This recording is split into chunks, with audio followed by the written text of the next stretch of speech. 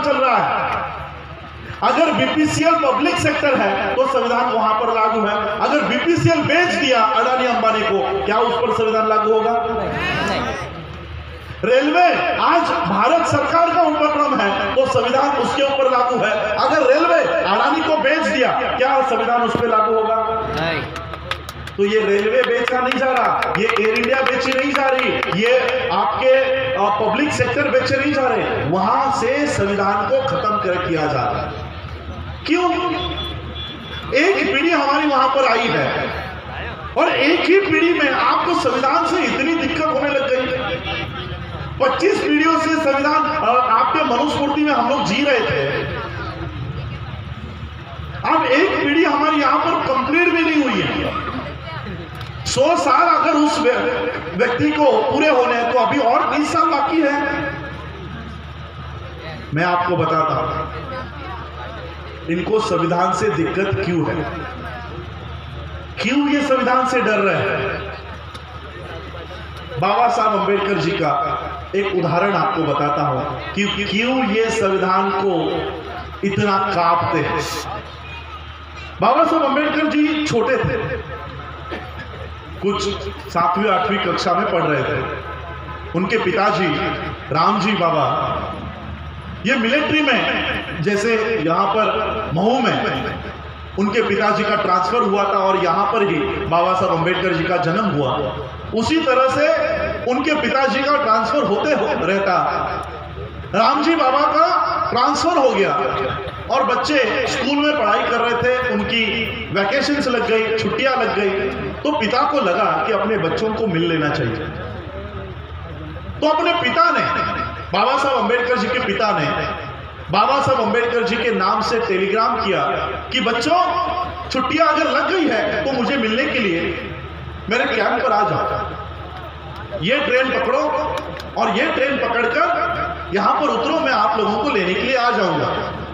किस दिन निकलने वाले हो उसका टेलीग्राम जरूर कर देना।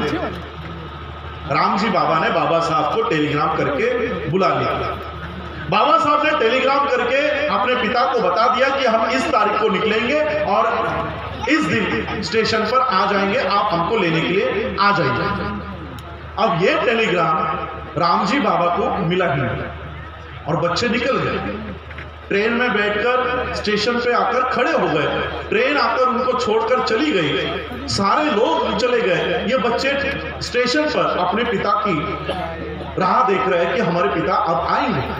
अब पिता को पता ही नहीं है कि बच्चे कब आने वाले हैं। स्टेशन मास्टर ने देखा कि सब लोग चले गए, ये बच्चे यहीं खड़े हैं। उस स्टेशन मास्टर बच्चों के पास आया और बच्चों को पूछा कि कहाँ जाना है, कपड़े से तो अच्छे घर के लग रहे हो, सवर्णों के बच्चे लग रहे हो, कहाँ जाना है? तो बाबा साहब ने कहा कि मेरे पिताजी मिलिट्री में ऑफिसर है, हमको इस पते पर जाना है।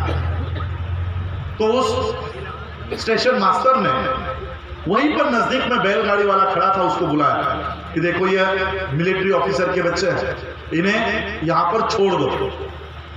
तो उस बैलगाड़ी वाले ने उन बच्चों को बैलगाड़ी में बिठा दिया और वो बैलगाड़ी रामजी बाबा जहां पर थे वहां के लिए निकल पड़ी। बैलगाड़ी शुरू होते ही वो बैलगाड़ी वाला बच्चों से बात करने लग गया कि तुम कहां से आए हो, कौन सा गांव है, जाति कौन सी है। और जैसे ही जाति पता चली, बैलगाड़ी वाले ने बैलगाड़ी रोकी और सभी बच्चों को गालियां देकर नीचे उतार दिया कि तुम तो मुझे सवर्णों के बच्चे लग रहे थे, तुम तो अछूतों के बच्चे हो, अभी के अभी नीचे उतरो। सभी बच्चे नीचे उतार दिए गए। बाबा साहब ने कहा कि ज्यादा पैसे ले लो लेकिन हमको छोड़ दो, हमको हमारे पिता के यहाँ छोड़ो। तो बैलगाड़ी वाला बोला पैसे दे रहे तो इनको छोड़ता हूं, लेकिन तुम लोग अछूतों के बच्चे हो इसलिए मेरे बैलगाड़ी में नहीं बैठ सकते, मेरे बैलगाड़ी के पीछे चलते चलते आना, मेरे बैलगाड़ी में नहीं बैठना, और जब तुम थक जाओगे तब मुझे बताओ, अगर बैठना तो अब मैं नीचे उतर जाऊंगा, तुम्हारे बगल में नहीं बैठूंगा।